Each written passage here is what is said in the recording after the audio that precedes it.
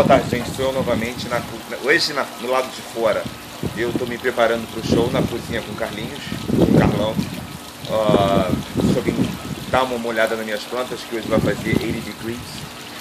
Então vou aproveitar o solzinho para molhar minhas plantas. Mas eu quero mostrar para vocês uma coisa.